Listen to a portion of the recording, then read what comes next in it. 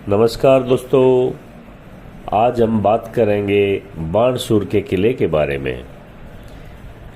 देवनगरी उत्तराखंड वैसे तो लगभग हर जगह घूमने लायक है यहाँ पर, क्योंकि ये पूरा का पूरा राज्य ही प्राकृतिक खूबसूरती से सरोबार है।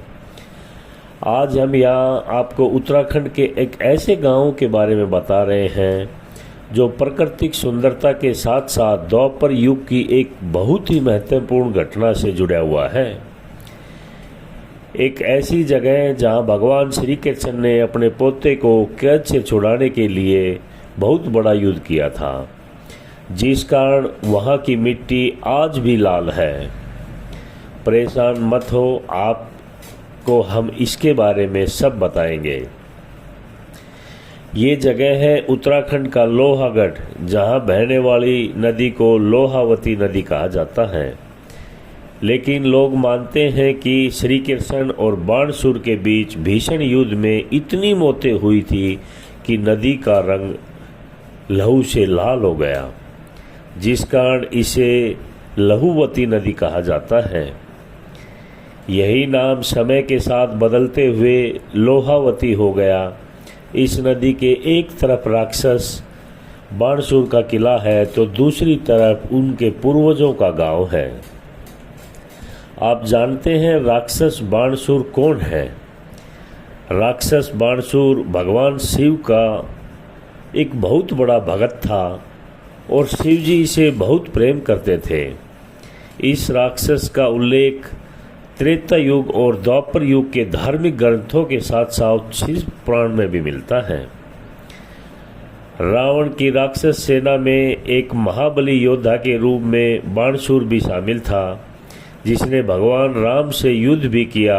लेकिन युद्ध के दौरान ही ये श्री राम के वास्तविक रूप को पहचान गया, यानी वो जान चुका था कि श्री राम साक्षात भगवान विष्णु के अवतार हैं और इस युद्ध से चला गया। त्रेता युग का राक्षस द्वापर युग में भी जीवित था और अपने भरे पूरे परिवार के साथ उत्तराखंड के खूबसूरत पहाड़ों के बीच रहता था। इसी बीच ऐसी घटना होती है जिसके चलते अनजाने में ही श्री कृष्ण भगवान ने अपना शत्रु बना बैठता है। दरअसल बाणसूर की बेटी उषा को श्री कृष्ण के पोते अनिरुद्ध से प्यार हो गया था। तब वो अपनी मायावी सहेली चित्रलेखा के पास पहुंची और अपने प्रेम के बारे में सब कुछ उनको बताया। तब चित्रलेखा अपनी शक्तियों के चलते रात में सोते हुए अनिरुद्ध के द्वारका में बाणसूर की बेटी के महल में ले आती है, जो उत्तराखंड स्थित लोहागढ़ की एक पहाड़ी पर बना हुआ है। जब बाणसूर को अनिरुद्ध के बारे में सब कुछ पता चलता है तो वो अपनी बेटी के प्रेम को स्वीकार नहीं कर पाता और अनिरुद्ध को कैद करके जेल में डाल देता है। भगवान श्री कृष्ण को इस बारे में पता चलता है तो वे अपने पोते अनिरुद्ध को कैद से छुड़ाने के लिए गुजरात में स्थित द्वारका से उत्तराखंड स्थित बाणसूर की नगरी में आते हैं। यहाँ उनका बाणसूर से मुकाबला होता है और भयंकर युद्ध होता है। बताते हैं कि आज भी बाणसूर राक्षस के वंशज इस धरती पर जीवित हैं।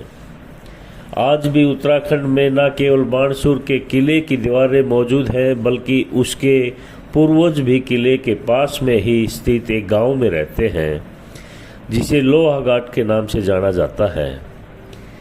ये सभी लोग बहुत गर्व के साथ इस बात को कहते हैं कि हम बाणसूर के पूर्वजों के वंशज हैं। बाणसूर के वंशजों का कहना है कि वो राक्षस थे तो क्या हुआ, पर शिवजी महाराज के बहुत बड़े भक्त थे, जिन्हें भगवान शिव बहुत प्यार करते थे और अपना पुत्र मानते थे। आपको बता दें कि जिस पहाड़ी पर बाणसूर का किला है उससे कैलाश पर्वत के भी दर्शन होते हैं। आप जब भी घूमने जाएं तो कैलाश पर्वत के दर्शन जरूर करिए।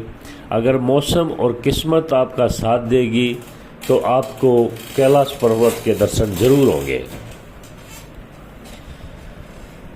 लोग ये भी बताते हैं कि किले के अंदर बाणसूर का बहुत बड़ा खजाना छुपा हुआ है। आपको एक बात क्लियर कर दें कि बाणसूर के किले की दीवारें हैं, लेकिन इन पर छत नहीं है।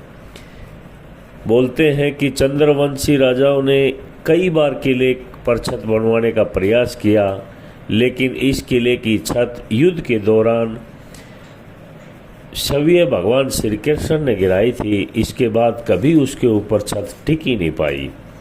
काफ़ी कोशिश करने के बाद भी उस पर छत नहीं आई। बाणसूर के वंशज मानते हैं कि इस किले में कहीं बाणसूर की बहुत बड़ी संपत्ति भी दबोई हुई है। इसकी खोज में किले में कई मीटर गहराई खुदाई भी की गई, लेकिन किसी को कुछ नहीं मिला, क्योंकि ये कोई नहीं जानता कि युद्ध से पहले बाणसूर ने खजाना कहाँ दबाया था, कहाँ रखा था। आप छुट्टियों का प्लान बनाएं तो इस बार लोहागढ़ जरूर घूमने जाएं।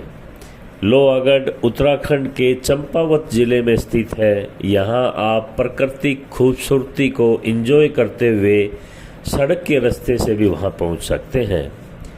प्राइवेट टैक्सी करके जाना ज़्यादा अच्छा रहेगा, ताकि आपका समय ड्राइविंग पर फोकस करने की जगह वहाँ की हरियाली, सुंदरता, हिमालय की वादियाँ, आसमान के नज़ारे को आप एंजॉय कर सकें।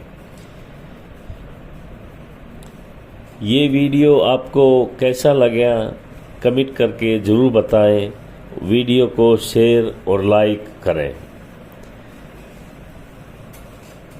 नमस्कार।